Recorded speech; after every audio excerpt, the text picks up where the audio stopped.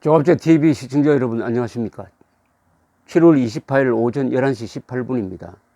이틀 전에 그러니까 26일 서울중앙지법 형사 11단도 김경진 판사 심리로 열린 고영주 전 방송문화진흥재단 진흥회 이사장 MBC 대주주입니다만은 명예훼손 혐의 결심 공판에서 검찰은 징역 1년 6개월을 구형했습니다. 명예훼손했다는 거죠. 문재인 씨가 공산주의자다. 문재인 씨가 집권하면은 한국의 적화는 시간 문제다라는 요지의 발언이 명예훼손이다. 이렇게 해서 징역 1년 6개월을 구형했고 이렇게 주장을 했습니다.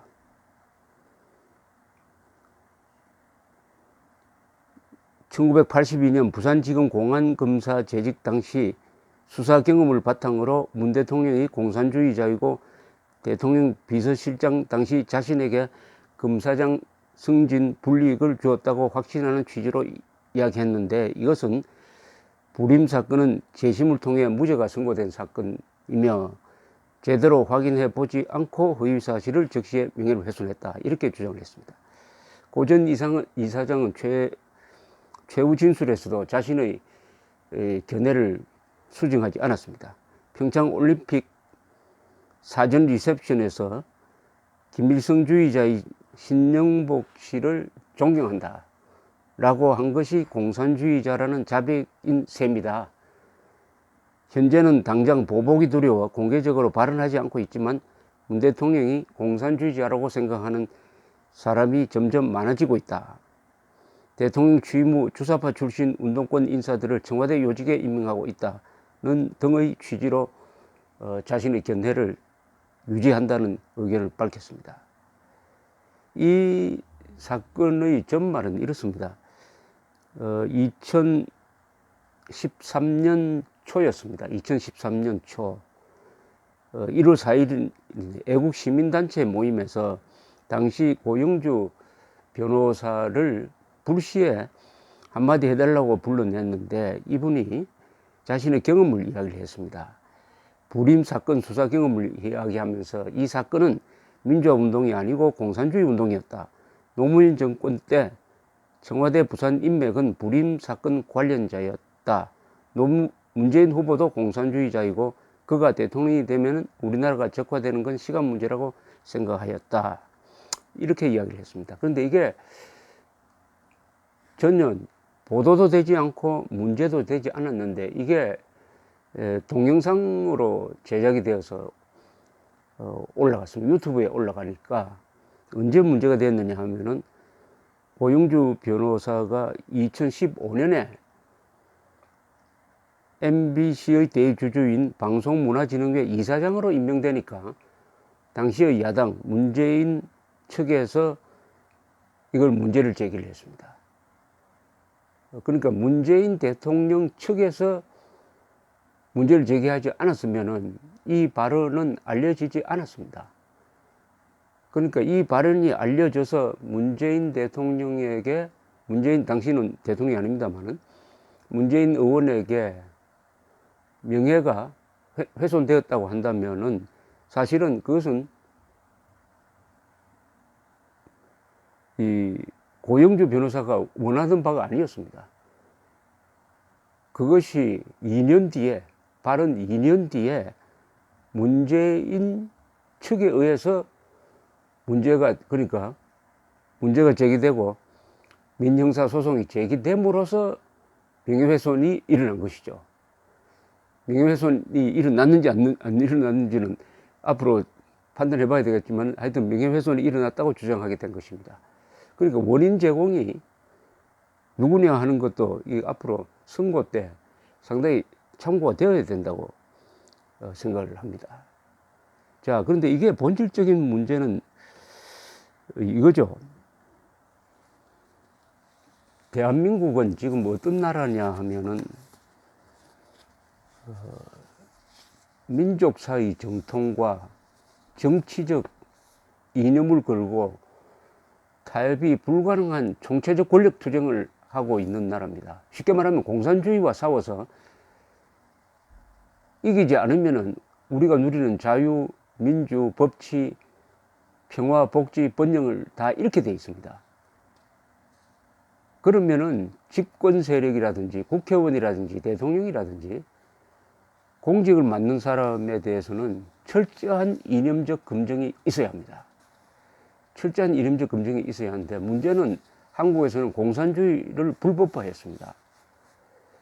그럼 공산주의 이념을 갖고 있는 사람이 내가 공산주의자다라고 하면 바로 감옥에 가니까 과연 민주주의를 이야기하는 사람, 진보를 이야기하는 사람, 평화를 이야기하는 사람, 저 사람이 혹시 공산주의가 아닐까? 그 사람이 공직에 나서려고 할 때는 그런 의심을 반드시 가져야 할 권리가 있는 정도가 아니라 의무가 있습니다. 의무가. 그렇게 해야 대한민국을 지킬 수가 있습니다. 따라서 이 공직자의 정치적 이념에 대한 논쟁은 격렬해야 합니다. 격렬할수록 나라가 덕을 봅니다. 그 격렬한 토론을 통해서 저 사람의 사상은 불순하구나 하는 의심을 갖게 되는 것이죠. 그렇게 해서 그 사람들을 선거에서 떨어뜨려야 대한민국 청와대가 간첩단에 의해서 정보되는 사태를 막을 수 있다 이겁니다. 너무나 간단한 원리죠. 그런데 지금 이런 이야기를 미국 쪽에서 하고 있습니다.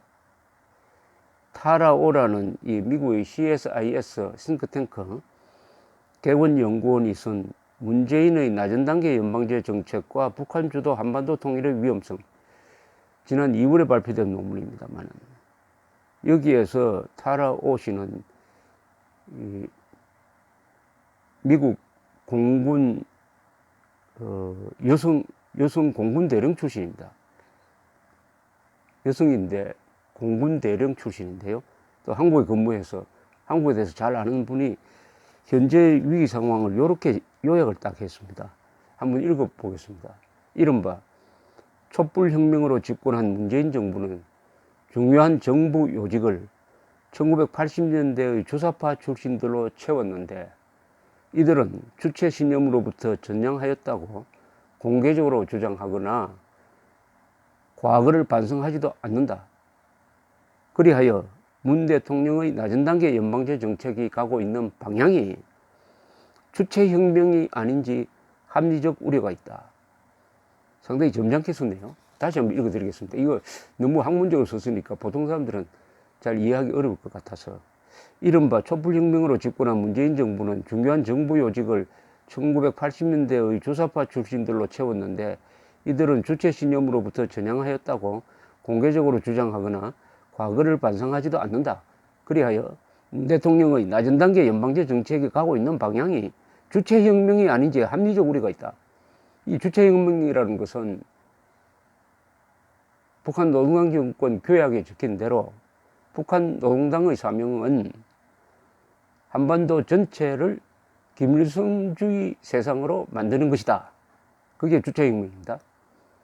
그러니까 한국을 김일성 천지로 만들겠다. 혹시 문 대통령의 낮은 단계 연방제 정책이 그 방향으로 가고 있는 것이 아닌지 합리적 우려가 있다고 그랬습니다. Reasonable concern이라고 그랬어요. 미국 학자가 이 정도의 우려를 표시한다면은 대통령과 그 측근들의 정치적 이념이 뭐냐? 과연 반공자유민주주의냐? 아니면은 다른 민주주의냐? 아니면 공산주의냐? 아니면 공산주의 중에서도 더 나쁜 김일성주의냐에 대한 이런 의문 제기는 모든 국민들이 해야 할 권리가 있는 것이 아니라 의무가 있습니다. 그런데 이런 문제를 명예훼손으로 걸어가지고 민형사 간에 압박을 하는 게 과연 정직한 거냐, 합리적인 것이냐. 하는 데 대한 의문이 들지 않을 수가 없는데, 여기에 대해서 우리 대법원 판례가 있습니다. 2000년대 초에 이용우 대법관이 주심이 된 한국논단 관련 명예훼손 재판에서 중요한 판례가 하나 나왔습니다. 이것은 정치인에 대한 이념 문제를 제기를 하는 데 있어서 하나의 지표가 되는 대법원 판례입니다. 이 판례에 따라 재판이 이루어져야 될 것이라고 생각을 하는데, 이용우 변호사는 이 판례, 자기가 만들어낸 판례까지도 지금 제대로 지키고 있지 않다. 종북이라고 하면은 거기에 명백한 친북 행위자에게 종북이라고 하면은 그것을 법 위반 유죄로 보는 경향이 있다는 우려를 최근에 표시한 적도 있습니다. 이게 굉장히 언론 자유와 관계되는, 또 국가의 안보와 관계되는, 이념 논쟁과 관계되는 우리의 일상생활에 영향을 주는 그런 판례이니까 좀 딱딱하더라도 제가 읽어드리면서 좀 해설을 해드리겠습니다. 대법원 판례에서 인용합니다. 이용우 대법관 주심 사건입니다.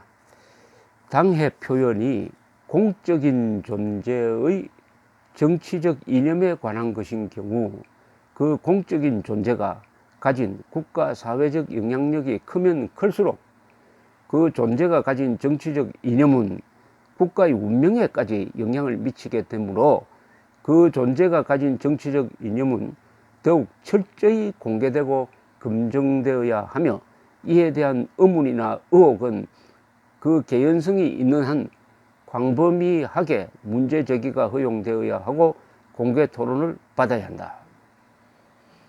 공적 존재라면 쉽게 말하면 공직자라는 뜻입니다. 공직자의 정치 이념에 관한 한은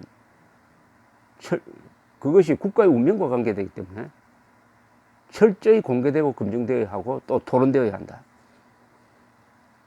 확정적인 게 없더라도 의문이나 의혹 또는 개연성이 있어도 문제 제기는 허용되어야 하고 공개 토론을 받아야 한다. 왜냐? 영향력이 크면 클수록, 그리고 대통령의 경우가 가장 큰 공적 존재입니다.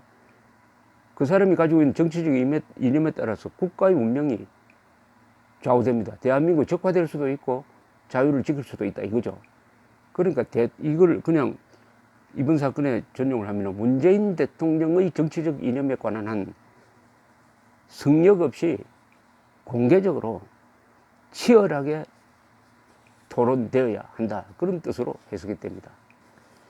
읽어드리겠습니다. 정확한 논정이나 공적인 판단이 내려지기 전이라 하여 그에 대한 의혹의 제기가 공적 존재의 명예보호라는 이름으로 봉쇄되어서는 안 되고, 찬반 토론을 통한 경쟁 과정에서 도태되도록 하는 것이 민주적인데, 사람이나 단체가 가진 정치적 이념은 흔히 위장하는 일이 많을 뿐 아니라 정치적 이념의 성질상 그들이 어떠한 이념을 가지고 있는지를 정확히 증명해낸다는 것은 거의 불가능한 일이므로, 이에 대한 의혹의 제기나 주관적인 평가가 진실에 부합하는지 혹은 진실하다고 믿을 만한 상당한 이유가 있는지를 따짐에 있어서는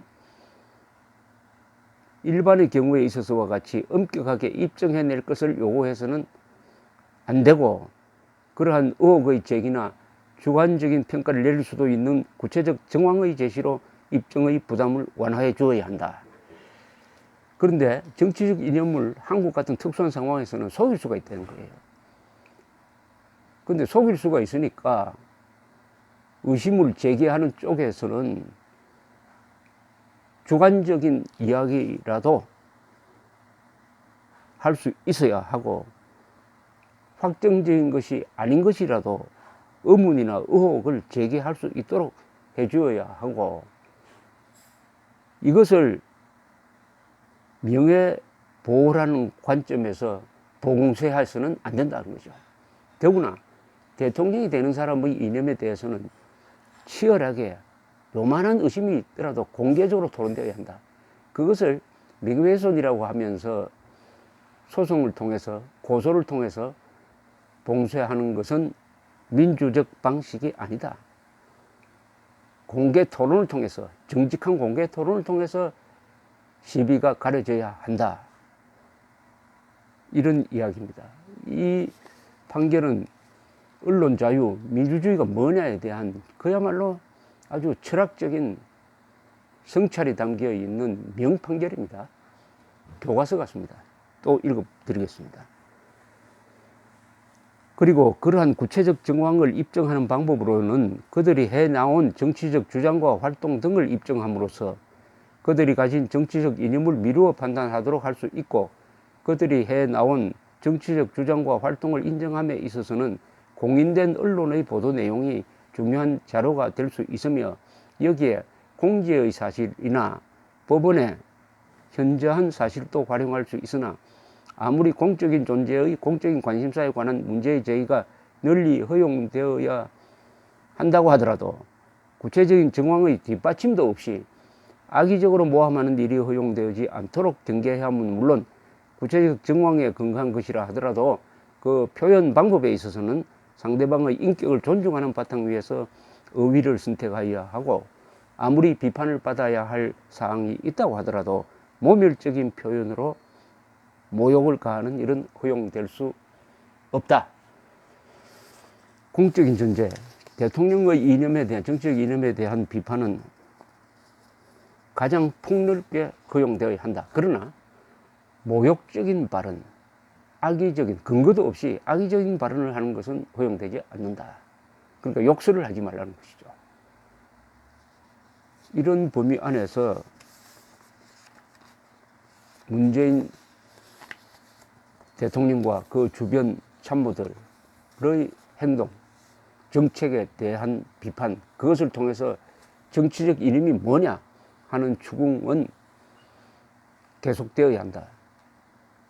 그 문제를 가지고 권력자가 법적 조치를 통해서 봉쇄하려고 해서는 안 된다는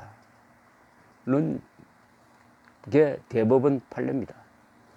지금 미국에서는 트럼프가 푸틴을 만나서 푸틴에게 굴종적인 모습을 보이는 것을 보고 미국 언론은 이건 반역이다, 이건 반역이다 해서 맹공격을 가하고 있습니다. 그리고 CIA 부장을 지낸 사람까지 이것은 반역행위다라고 공격을 하고 있습니다. 트럼프가 그에 대해서 손해배상 청구 소송을 했다는 이야기는 들어본 적이 없습니다. 미국에서는, 명예훼손은 형사사건은 아닙니다. 요약을 하면은 대한민국은 공산주의가 불법화되어 있는 나라입니다. 내가 공산주의자라고 하면 감옥 가야 합니다. 그렇다면 공산주의자라도 자기 이념을 숨길 것입니다. 그리고 숨긴 상태에서